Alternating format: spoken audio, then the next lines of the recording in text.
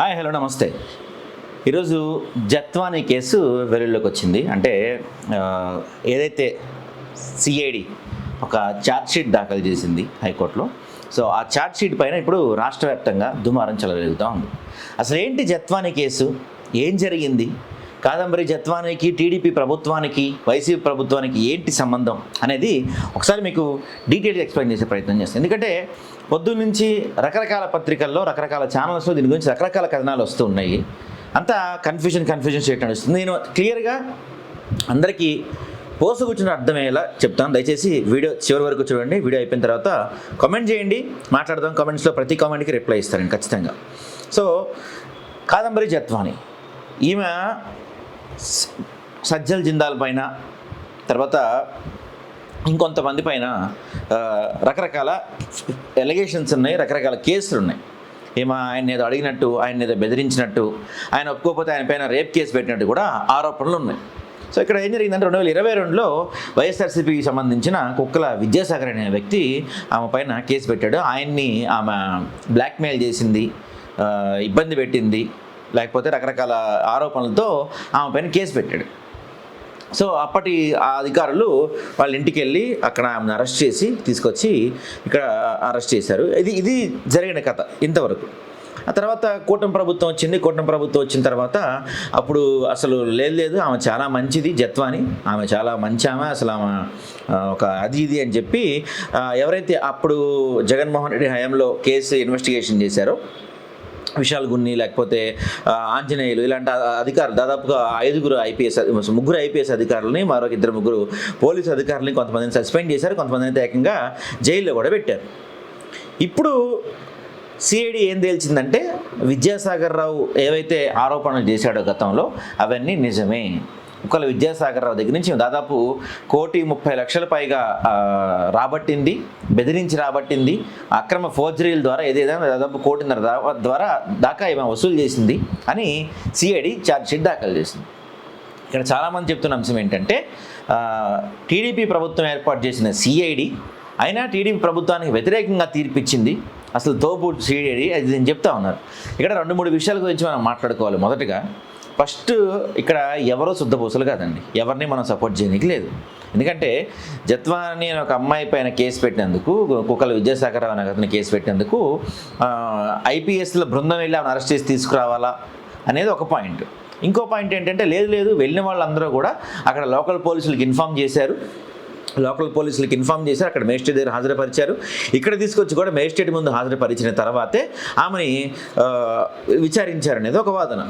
TDP వాళ్ళు చెప్తున్న వాదన ఏంటంటే లేదు ఆమెను తీసుకొచ్చేసి కొండపల్లి దగ్గర ఒక గెస్ట్ హౌస్లో దాదాపు 1 మంత్ పాటు ఆమెను నిర్బంధించారు. ఆమెకు సంబంధించిన ల్యాప్టాప్లు అవన్నీ కూడా స్వాధీనం చేసుకున్నారు అనేది టీడీపీ వాళ్ళు చెప్తున్న ఆరోపణ. ఎందుకు ఇలా చేశారు అంటే టీడీపీ వాళ్ళు చెప్తున్న ఆరోపణ ఏంటంటే సజ్జల్ జిందాల్ కోసం వైసీపీ వాళ్ళు అంటే ఆయన పైన ఏమో రేప్ కేసు అట్లాంటివి పెట్టింది కాబట్టి దానికి సంబంధించిన ఆధారాలు మొత్తం కూడా ఆ ల్యాప్టాప్లో ఉన్నాయి కాబట్టి ఆమెను అరెస్ట్ చేసి ఆ ల్యాప్టాప్ని అక్కడ కోర్టులో ప్రొడ్యూస్ చేయకుండా అడ్డుకోవడం కోసం, జిందాల్కి ఫేవర్ చేయడం కోసం ఇదంతా వైసీపీ చేసిందని చెప్పి టీడీపీ ఆరోపణలు చేసింది. ఇప్పుడు వచ్చిన తర్వాత ఇప్పుడు సిఐడి ఏం చేసింది, లేదు అంతా కొట్టేసింది. ఆమె పైన కూడా ఆరోపణలు ఉన్నాయి, ఆమె చేసినవి నిజమే అని చెప్పి ఛార్జ్షీట్ వేసింది. ఇక్కడ మరి ఈ మధ్యలో ఇంకో సంఘటన జరిగింది.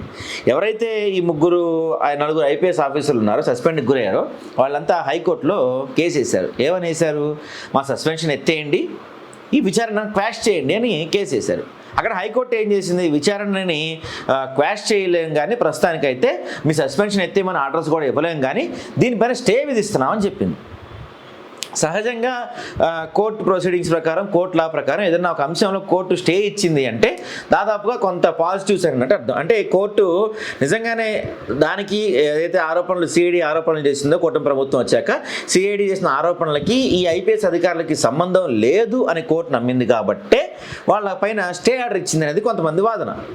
ఇప్పుడు మరి ఈసీఐడి ఎందుకు కూటమి ప్రభుత్వానికి వ్యతిరేకంగా ఛార్జ్షీట్ వేసింది? మరి ఇప్పుడు ఇదంతా చేస్తే ఆమె తప్పు అని ఒప్పుకున్నట్టే కదా. గతంలో మనం ఐపీఎస్ ఆఫీసులో పెట్టిన కేసులు కానీ అవన్నీ తప్పు అయిపోయినట్టు ఒప్పుకున్నట్టే కదా. మరి కూటమి ఇదంతా ఎందుకు చేసింది అని కొంతమంది అడుగుతారు. ఇక్కడ ఇంకొక ఇంట్రెస్టింగ్ ఫ్యాక్ట్ ఏంటంటే ఎవరు పిచ్చోళ్ళు కాదు. నేను ఇందాక ముందే వీడియో స్టార్టింగ్లో చెప్పా కదా, కూటమి ప్రభుత్వం కూడా ఎందుకు చేసింది? జిందాల్ వైజాగ్ స్టీల్ ప్లాంట్కి అతి దగ్గర సమీపంలో ఈ మధ్య ఒక ఫ్యాక్టరీ ఓపెన్ చేసాడు. అందరికి గుర్తుండే ఉంటుంది. అప్పుడు చాలామంది గొడవ చేశారు. వైజాగ్ స్టీల్ ప్లాంట్కి సొంత గనులు ఇస్తానికి లేవు, కానీ జిందాల్ స్టీల్ ప్లాంట్కి ఇస్తానికి మాత్రం వచ్చినాయా, అది ఐరన్ ఓర్ గనులు కేటాయించారని చెప్పి గొడవలు చేశారు. మీకు గుర్తుందా?